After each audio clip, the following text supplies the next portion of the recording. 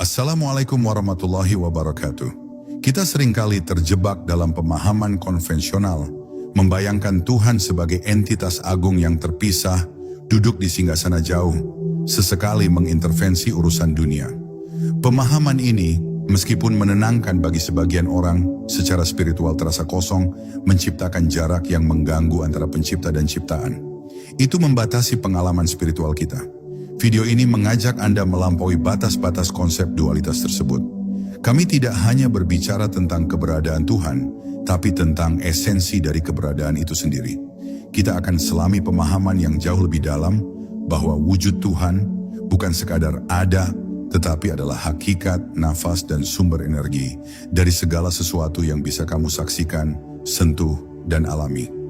Jika Anda lelah dengan spiritualitas yang hanya menyentuh permukaan, jika Anda mendambakan kedamaian batin yang datang dari koneksi total, ini adalah panduan Anda. Kajian mendalam tentang hakikat ini akan mengubah cara Anda memandang diri sendiri, alam semesta, dan hubungan Anda dengan Yang Maha Kuasa. Ini adalah ajakan untuk berhenti sejenak dari hiruk-pikuk duniawi, memfokuskan kembali batin, dan mempersiapkan jiwa untuk menerima pemahaman yang bisa membebaskan. Tarik napas panjang dan biarkan energi spiritual dari kajian ini meresap ke dalam kesadaran Anda. Mari kita mulai perjalanan menelusuri. Pertanyaan awal tentang wujud menghubungkan syariat dan hakikat. Keimanan kita dibangun di atas dasar yang kokoh, yaitu konsep tauhid yang paling mendasar. Tiada Tuhan selain Allah. Ini adalah gerbang syariat, pernyataan bahwa semua pujaan dan ketaatan hanya layak ditujukan kepada satu zat yang Maha Esa. Inilah titik awal yang diyakini setiap muslim. Pondasi tauhid tersebut diikat kuat oleh sifat wajib Allah yang pertama dan utama, yaitu wujud ada. Allah pasti ada. Namun wujud yang dimaksud di sini bukanlah wujud yang bisa dibayangkan seperti keberadaan materi, benda, atau makhluk. Itu adalah keberadaan yang melampaui segala batasan persepsi kita.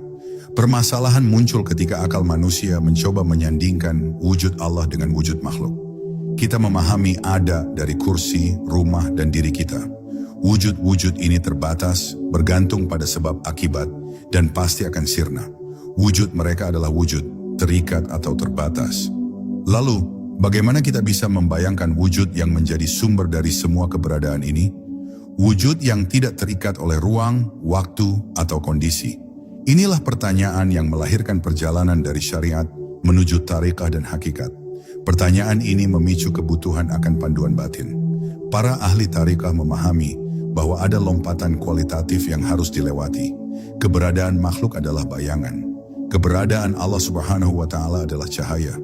Memahami wujudnya bukan lagi sekadar menghafal sifat wajib, melainkan merasakan dan menyaksikan kehadirannya di setiap lapis realitas. Inilah saatnya kita memperkenalkan istilah kunci. Keberadaan yang mutlak, absolut, dan tanpa batas. Penekanan kuncinya adalah, ia adalah keberadaan yang meliputi segalanya, tanpa awal, tanpa akhir, dan yang terpenting, tidak bergantung pada apapun. Adalah wujud yang tak terbayangkan oleh akal, tetapi dapat disaksikan oleh mata batin. Ini adalah permulaan dari pengenalan hakiki terhadap Allah Subhanahu wa Ta'ala. Definisi filosofis melampaui keberadaan biasa, menuntut kita untuk melepaskan pemahaman dualistik yang memisahkan secara total antara pencipta dan ciptaan. Secara filosofis, mutlak berarti tidak ada batas, tidak ada lawan, dan tidak ada pembanding. Wujud Tuhan adalah realitas tunggal yang melingkupi dan menjadi penopang bagi semua realitas lainnya. Wujud yang kita saksikan di alam semesta, pegunungan, lautan, bahkan pikiran kita, semua itu disebut atau wujud relatif. Wujud jenis ini hanya ada karena mengizinkannya untuk memanifestasikan diri. Tanpa esensi mutlak, segala sesuatu akan kembali menjadi ketiadaan. Konsep ini mengajarkan bahwa wujud mutlak tidaklah terbagi. Sama seperti lautan yang utuh dan gelombang adalah manifestasi sementara dari lautan itu. Gelombang tidak bisa disebut lautan, tetapi gelombang tidak mungkin ada tanpa air lautan yang substansial. Dalam konteks spiritual, ini berarti segala sesuatu yang Anda hadapi, baik itu kesulitan atau kemudahan, adalah manifestasi yang berbeda dari wujud yang satu. Ini membuka kesadaran bahwa keindahan alam semesta adalah isyarat, bukan tujuan akhir, mengarahkan hati kembali ke sumbernya. Pencapaian hakiki dalam tarikah adalah ketika seorang salik, penempuh jalan, menyadari bahwa keberadaan dirinya yang individu hanyalah bayangan yang bergantung pada cahaya wujud mutlak. Kesadaran ini meruntuhkan ego dan membawa pada kerendahan hati yang sejati. Kesimpulannya adalah esensi. Ia adalah hakikat di balik nama-nama dan bentuk.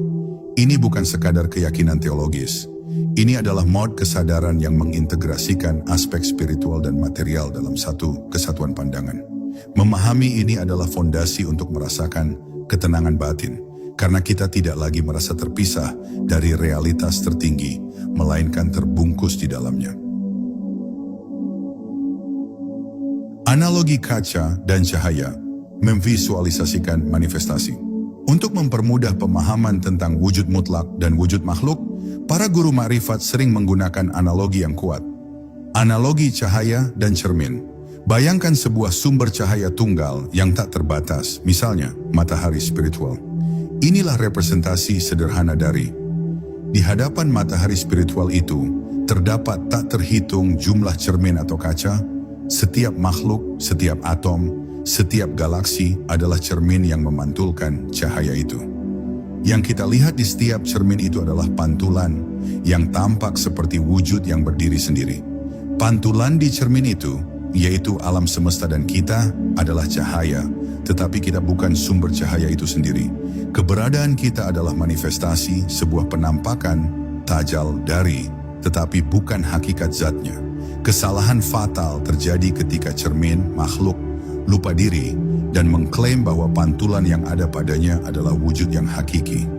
Inilah yang di dalam ajaran spiritual sering disebut sebagai ilusi ego atau selain dia.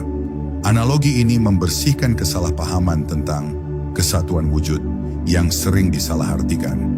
Ia menegaskan bahwa hanya ada satu wujud yang substansial dan semua yang lain adalah bentuk-bentuk sementara dari wujud tersebut, bukan peleburan entitas. Implikasi spiritualnya sangat mendalam. Ketika kita melihat keindahan bunga atau kekuatan badai, yang kita lihat sesungguhnya adalah keindahan dan kekuatan dari yang sedang menampakkan diri melalui bentuk-bentuk terbatas. Ini adalah esensi dari ibadah perenungan. Oleh karena itu, keberadaan makhluk adalah tanda, ayat, atau isyarat dari keberadaan yang mutlak. Tugas kita adalah melihat melalui isyarat tersebut, bukan terpaku hanya pada bentuknya, sehingga kita dapat merasakan esensi ketuhanan dimanapun kita berada. Inti makrifat, konsep yang mencerahkan.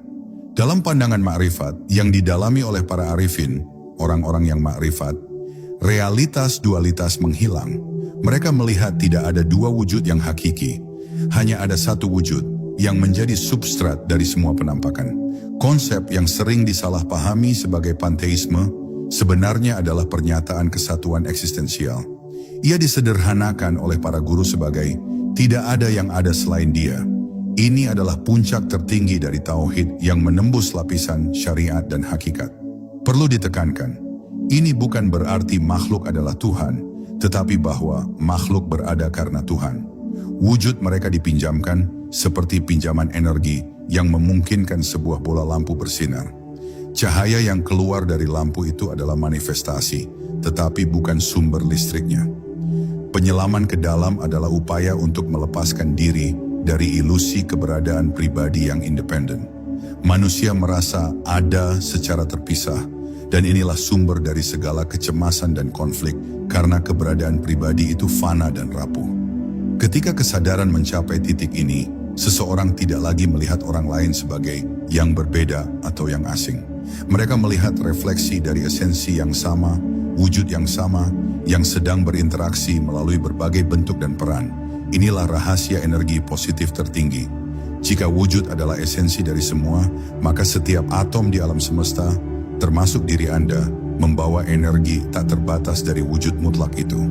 Kehadiran kita adalah hadiah dari energi ilahi tersebut. Mencari Tuhan dalam konteks ini berarti mencari hakikat yang ada di dalam diri dan segala sesuatu. Ini adalah pengalaman langsung dari kesatuan yang menjadi sumber ketenangan batin yang paling absolut dan sejati. Implikasi ketuhanan dan energi positif. Kesadaran akan memiliki implikasi yang mendalam bagi cara kita memahami ketuhanan dan bagaimana kita berinteraksi dengan energi kehidupan. Jika Tuhan adalah esensi segala sesuatu, maka Ia bukan zat yang jauh, tetapi realitas yang paling dekat. Quran, Surat Qaf ayat 16 menegaskan kedekatan ini. Dan kami lebih dekat kepadanya daripada urat lehernya. Kedekatan ini tidak bersifat spasial, melainkan kedekatan eksistensial. Wujud mutlak adalah substansi dari wujud kita sendiri. Dari sudut pandang energi, ini berarti tidak ada ruang hampa spiritual. Segala sesuatu dipenuhi, dipelihara, dan dihidupkan oleh wujud yang sama. Energi yang menggerakkan alam semesta adalah energi ilahi, dan kita adalah saluran atau manifestasi dari energi itu. Ketika seseorang hidup dalam kesadaran ini, energi positif akan terpancar secara alami. Kekhawatiran, ketakutan, dan kegelisahan muncul dari perasaan terputus atau terpisah dari sumber. Menyambungkan kembali diri ke menghentikan kebocoran energi.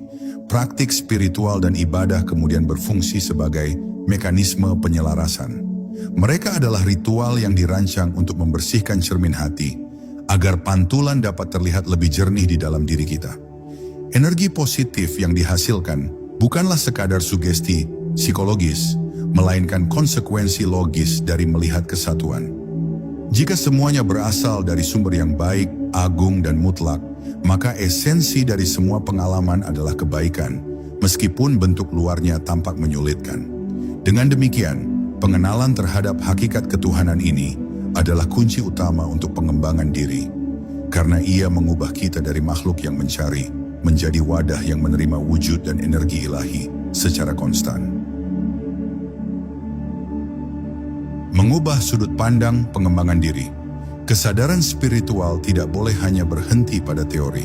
Mengintegrasikan ke dalam kehidupan sehari-hari membutuhkan perubahan radikal pada sudut pandang kita, yang merupakan panduan praktis pertama. Langkah pertama adalah mengubah sudut pandang dari dualitas menjadi kesatuan. Latih diri Anda untuk melihat setiap objek, setiap orang, dan setiap peristiwa bukan sebagai entitas independen, tetapi sebagai penampakan sementara dari realitas yang mutlak. Jika segala sesuatu adalah manifestasi dari, maka tidak ada lagi keterpisahan yang hakiki. Konflik, kebencian, dan prasangka timbul dari ilusi pemisahan. Memahami kesatuan menciptakan empati dan kasih sayang universal secara otomatis. Ini juga berlaku untuk pengalaman internal. Ketika kesedihan atau kemarahan datang, jangan anggap itu sebagai musuh pribadi, tetapi sebagai manifestasi temporer yang sedang dimainkan di cermin kesadaran Anda. Amati, akui, dan lepaskan, karena Anda bukan perasaan itu, tetapi esensi di baliknya. Dalam konteks pengembangan diri, praktik ini dikenal sebagai penyaksian, musyahadah. Anda bukan lagi pemain yang terikat, tetapi saksi yang sadar. Penyaksian ini adalah kunci untuk mengurangi reaktivitas emosional dan membangun kestabilan batin.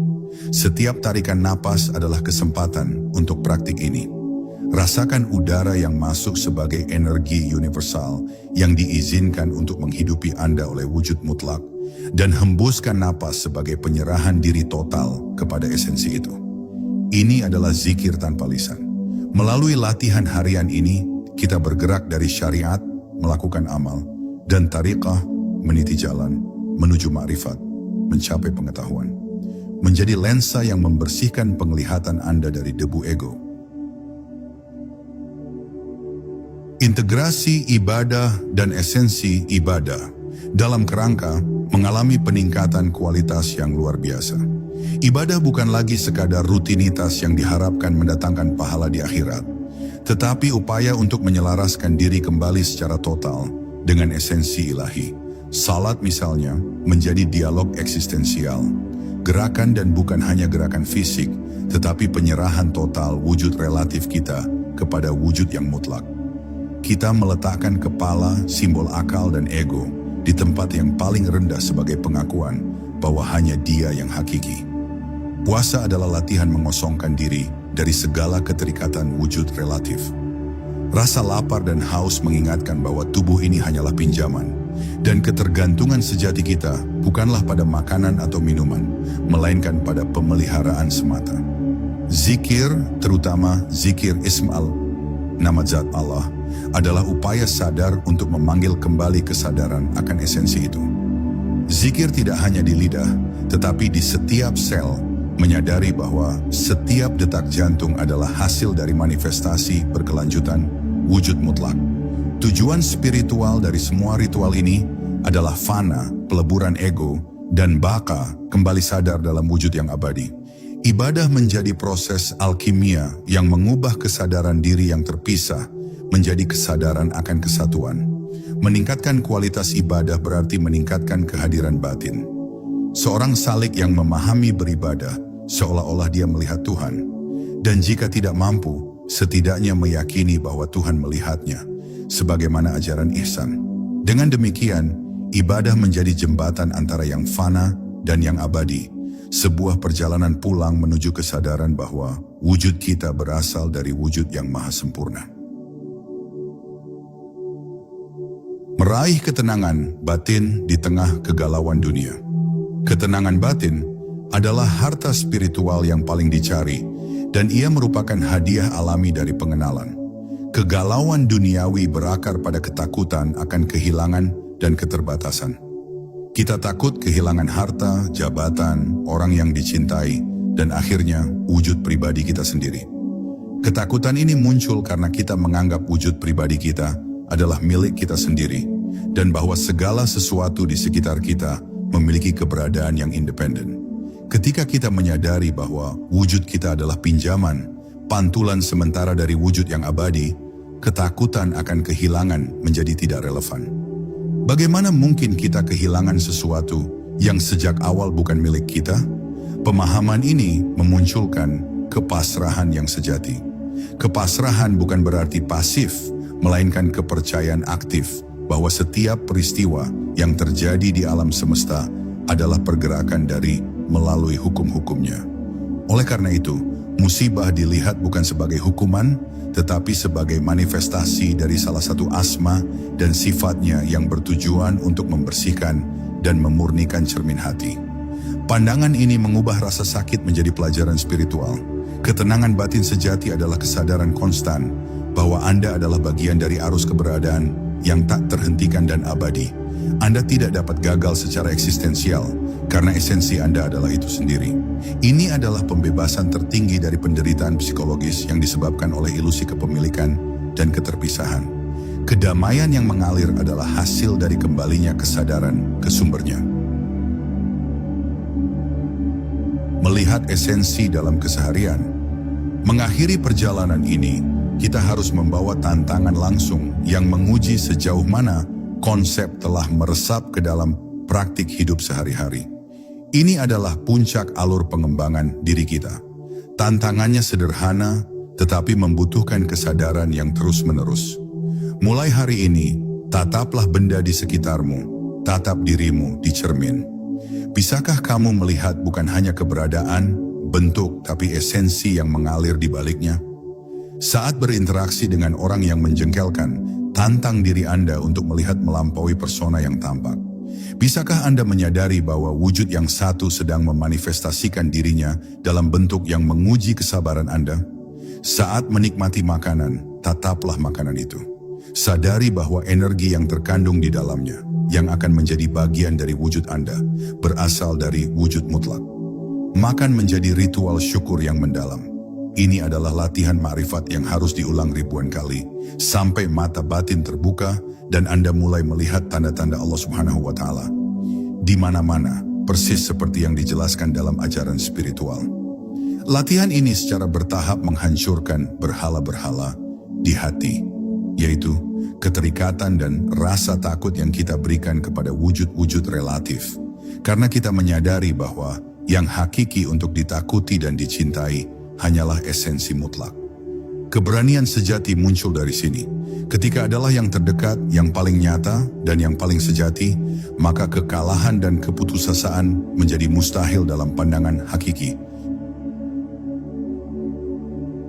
Jalan kembali menuju esensi. Perjalanan menuju adalah perjalanan spiritual transformatif. Ia mengubah spiritualitas yang bersifat eksternal, mencari Tuhan di luar diri, menjadi spiritualitas yang bersifat internal, menemukan Tuhan di dalam diri, di dalam segala sesuatu. Transformasi ini adalah janji dari ajaran-ajaran spiritual terdalam, janji untuk mengakhiri keterasingan. Manusia pada dasarnya merasa terasing dari sumbernya. Konsep menawarkan reuni kesadaran, memahami bahwa segala sesuatu adalah esensi yang satu, bukan hanya sekadar menambah pengetahuan, tetapi mengubah identitas. Anda tidak lagi melihat diri Anda sebagai makhluk rapuh yang terpisah, tetapi sebagai ekspresi unik dari keberadaan yang abadi. Inilah hakikat dari manusia sempurna, yang kesadarannya telah terintegrasi total dengan wujud mutlak, yang tindakannya mencerminkan harmoni kosmis. Mereka hidup di dunia, tetapi hati mereka terpaku pada realitas sejati. Proses ma'rifat adalah upaya tiada henti untuk mempertahankan kesadaran ini. Ini adalah jalan yang membutuhkan perjuangan keras melawan ego yang selalu ingin mengklaim keberadaan independen. Oleh karena itu, setiap hari adalah kesempatan baru untuk mempraktikkan kesadaran. Jadikan setiap hembusan napas sebagai pengingat akan esensi di balik keberadaan Anda. Ketika Anda hidup dari esensi ini, Anda tidak hanya hidup ada, tetapi Anda hidup dalam keabadian. Anda menjadi manifestasi yang jernih dari cinta, kedamaian, dan kebenaran yang mutlak. Jangan biarkan pemahaman ini hanya menjadi pengetahuan di kepala. Jadikan ini sebagai cara hidup, sebagai filter yang melalui itu Anda melihat setiap detik keberadaan Anda. Inilah puncak dari tariqah dan jantung dari ma'rifat, menawarkan pembebasan dari ilusi keterpisahan, membuka gerbang menuju ketenangan batin yang abadi. Pahami, ini adalah awal perjalanan. Proses adalah upaya tiada henti untuk kembali sadar pada esensi. Bagaimana mengubah pandanganmu tentang kehidupan? Tuliskan satu kata kunci dari pemahaman barumu. Misalnya, esensi, kesatuan, atau hakikat di kolom komentar di bawah. Berbagi kesadaran adalah bagian dari perjalanan spiritual kita. Jika kajian mendalam ini mencerahkan batin Anda, berikan dukungan dengan menyukai dan membagikan video ini kepada mereka yang mencari kedalaman spiritual. Jangan lupa untuk kajian spiritual mendalam berikutnya. Sampai jumpa di perjalanan spiritual selanjutnya. Wassalamualaikum warahmatullahi wabarakatuh.